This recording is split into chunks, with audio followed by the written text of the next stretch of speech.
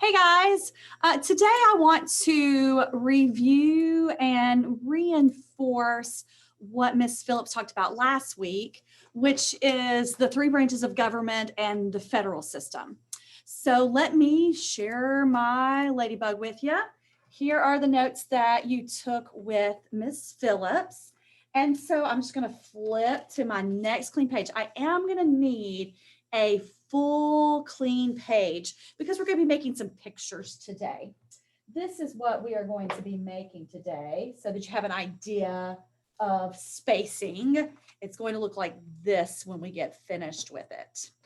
Okay, because we're going to talk about the three branches of government and how they check and balance each other. Okay, so I'm going to take my clean page. Tell you what, I'll even do it on this one so you can see it a little better. My next clean page. And we're going to do kind of a visual to help us review the three branches of government and the checks and balances. Okay, here we go. So I'm going to need three bubbles, sort of. So if I think about putting a fist down here, and I'll make kind of a loop there. It's all right. And I'll kind of put a fist over here, and I'll make a loop there. And then if I were to put a fist up here, I'd kind of make a loop there. Okay. And at any point in time, if I'm going too fast, by all means, pause me. Okay. I am going to need three different colors. I'm using my highlighters. I've got a yellow, a pink, a green, and a blue. I got 4 different colors. Okay. All righty.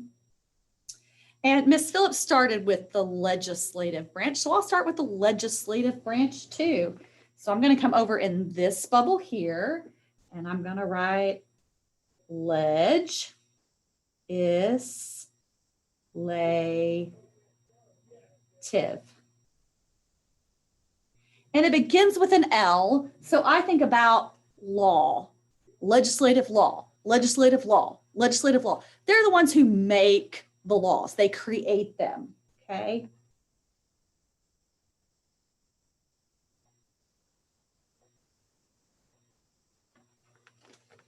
So if you think about it at the local or city government level, they create the laws, the speed limit. Right out there in front of our school, we have Veterans Parkway, and they say that you're only supposed to do 40 out there in front of the school. That's a law that you have to obey, okay? The legislative branch is the one that does that, okay? And the legislative branch, just like Ms. Phillips told us, is headed up by Congress, sorry.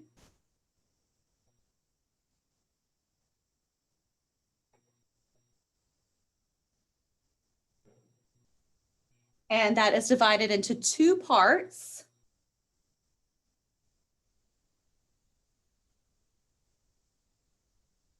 The Senate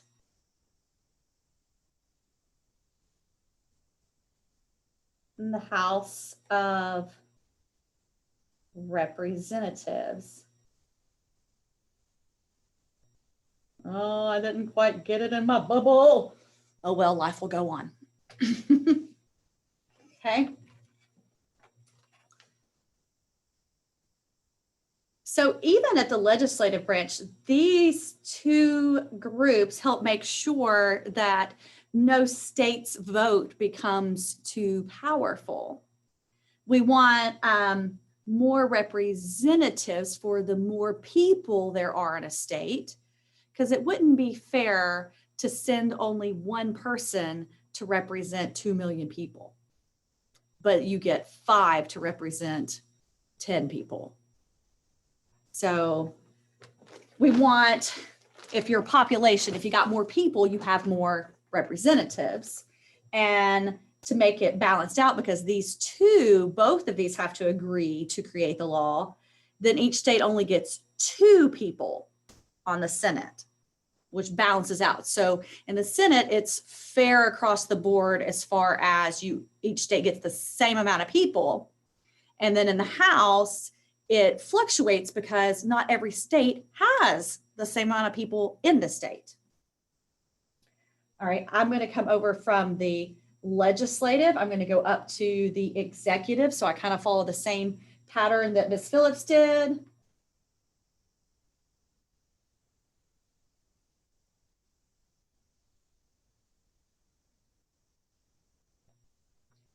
And executive executes or makes the laws be followed. So if the law is passed that you can only do 40 on Veterans Parkway, well, the executive branch would be the police at the local government. The police make sure you're not doing over 40. These folks that are in the Congress and the House of Representatives, they don't have time to make sure everyone is following the laws. So there's another branch that does that. So they enforce the laws.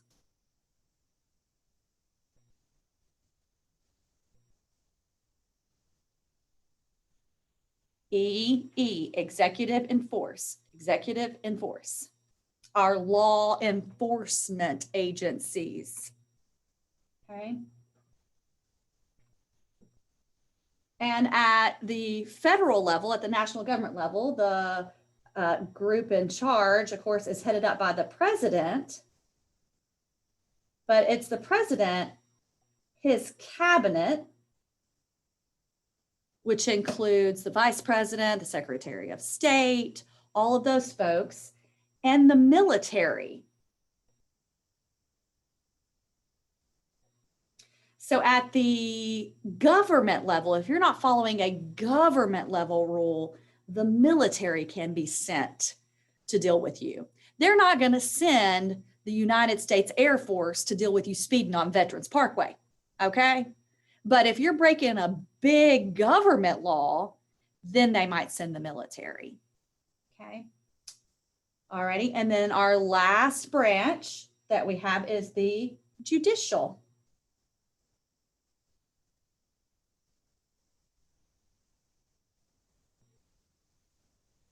And they interpret the laws. For example, say you are on Veterans Parkway and you are doing 41 miles per hour and you get pulled over by the executive branch, by the police, and they say, Mrs. Patterson, why were you going so fast? And I'll be like, I don't know. I try and be a rule follower, okay? I was in a hurry to get to school. I don't want to be late. My children are waiting on me. And they're like, sorry, we're writing you a ticket. Well, I'll have to go to court and present my ticket to the judge. And I can contest it. I can say, it was only 1 mile over. Do I really have to pay a $300 ticket? And the judge might listen to my case that I had these wonderful Barfield students waiting on me. And the judge might decide, well, maybe this law isn't exactly fair. Or it might decide, you know what, it really shouldn't be 40 miles per hour. We should probably raise that to 45. The judicial branch decides whether or not the laws are fair and decides whether or not the punishment matches the crime that was committed. The 1 mile over, should I get a $300 ticket for that? Or the judge might be like, you shouldn't have been speeding at all. 40 is way too fast for a school zone. We should change that law and it should be 30. Get the signs changed. So the judicial branch is the one that a law can get passed, but the judicial branch deals with the day-to-day of that law. When it's fair, when there needs to be some lenience, when it needs to be changed, when it's not working for the community. And that's called interpreting.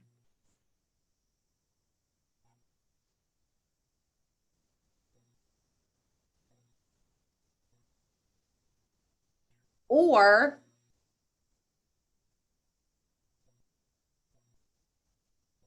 judging the laws, judging whether they are fair or proper in certain situations, okay? And that is the Supreme Court. And on the Supreme Court, we have the Supreme Court justices. or judges. So all those J's there, judicial, judges the laws, interprets laws, justices, judges. Okay, so those are the three branches. And now let's talk about how some of the ways that they balance each other out and they check in on each other. And the reason why the guys at the Constitutional Convention came up with this is because you have to remember the reason we are a brand new government is because before there was a king. And the king or the queen, whatever they said was law. So they were the legislative branch. And if the king or queen didn't like what you were doing, they were the judge. And if the king or queen ruled against you, they were the executor. Off with your head. So we wanted to divide that power out between many people so one person wouldn't be in charge of everything. And I know as a kid, when I was about your guys' age, I thought the president was like the king. He's really not. He or she, we might have a she in my lifetime, are really not the grand poobah of all power. They have to be balanced out by these other groups.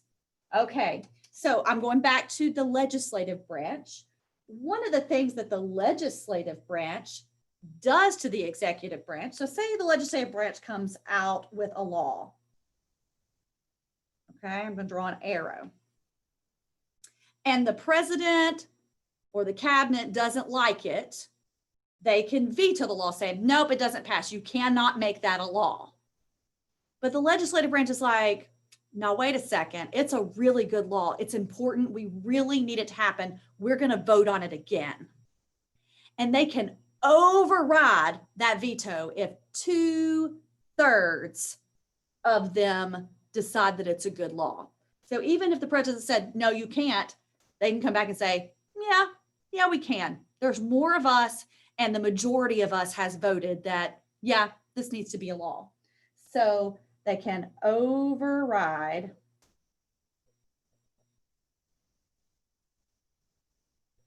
a presidential veto if they get 2/3 of the vote. If 2/3 of Congress votes that, yes, this law needs to happen, the law will pass. Another thing that the legislative branch can do is if the president or anyone from the executive branch is inappropriate, not doing their job, not doing what they're supposed to, they can bring them up on impeachment charges, meaning they can take them to court to be judged.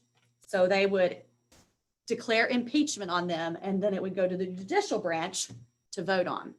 Okay, so that's one way the legislative branch checks in on this branch and makes sure it doesn't get too powerful. Okay, a way that the legislative branch has some power over the judicial branch is the legislative branch gets to approve the judges. So if you're going to be on this branch, these people have to approve you.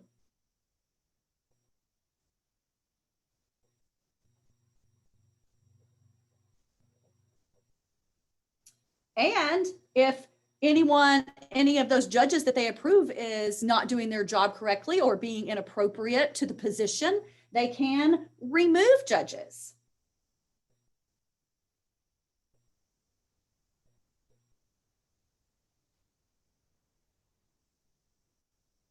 So these are ways that the legislative branch checks in and balances out the executive and checks in and balances out the judicial.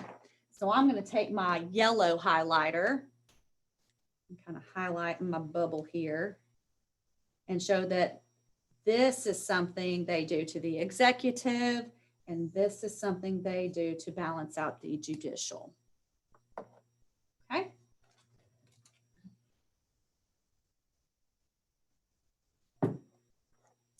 And then we'll go to the executive branch and show ways that it balances out these two as well. The executive branch So my arrow is going to the legislative. Again, they want to pass a bill. They are proposing a bill saying, we think this should be a law.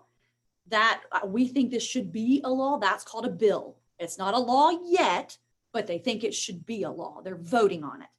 These guys have had the idea, so it gets sent to the executive branch, it gets sent to the president, and the president decides yes or no. If the president says yes, then it passes. If the president says no, it's called a veto. And so when I think of veto, I think veto, no go. Okay. So the executive branch can veto a bill so it doesn't become a law, a bill or law, or a wannabe law. The executive branch can veto that. Okay. And then I'm going to turn this a little bit. It just will make my life easier. I'm still executive branch, arrow to the judicial branch. I'm going to come out here so I got plenty of room. Okay. The executive branch appoints the justices, which means they say, I would like Sally Sue to be the next Supreme Court justice. And then the legislative branch either has to approve them or not. Okay, but they get to put forth the appointment. So Billy Bob may never get a chance to even be a judge because the executive branch has to say, I think this person should be it. And the legislative branch has to vote on it. Okay. So when you appoint someone, that means you put them up for the job.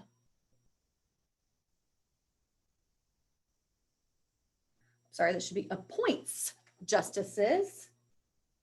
And also a power that the executive branch has is, say there was a ruling in the courts. A ruling in the courts like, Miss Patterson, you were doing 41 out there on Veterans Parkway, you're going to jail. Well, the executive branch can pardon me and say, I know the courts ruled that, but I don't think it's fair. I give you an executive pardon. And then I wouldn't go to jail and I'd be very happy.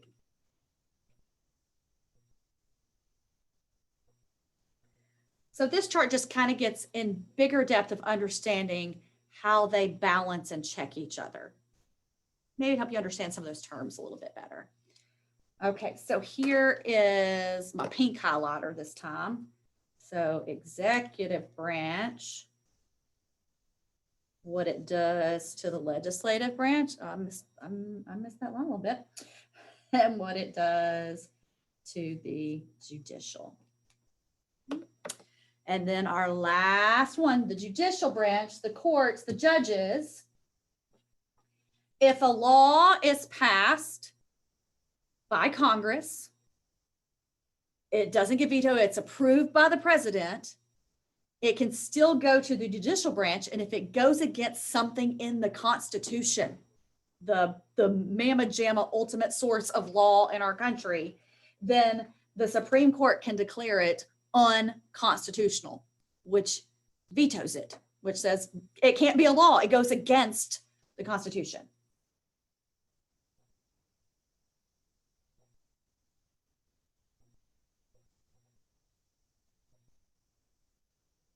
Can declare laws not constitutional.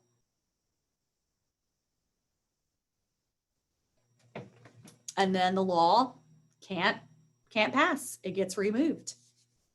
It gets a stay put on it. All righty.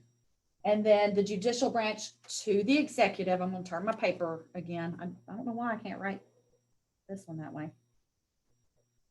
I got an arrow, judicial branch to the executive.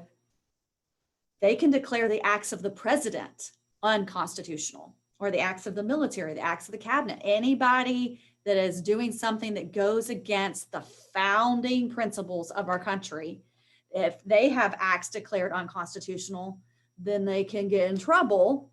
They can get impeached as brought to the courts, And if they are found to be doing things unconstitutional, then they can be removed from office. And all of this is just to keep any one branch, any one person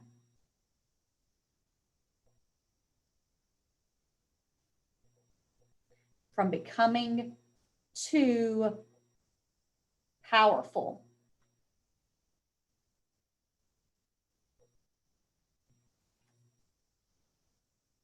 Because if any one person becomes too powerful, then it becomes like having a king or a queen. And the people no longer having a vote and a say in how their government is run. So our founding fathers were thinking about us and protecting us and making sure that there were checks and balances in place so no one could become too powerful. So in the center, I'm going to label this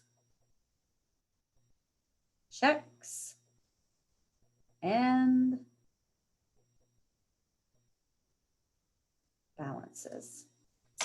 And then maybe I'll do my green highlighter around that. All righty. Hopefully that gives you some idea about checks and balances and reviewed the 3 branches with you. L, laws. E, enforce. J, judge. Maybe that will help you keep those straight. All right, guys, I'll do a little bit more with you later on.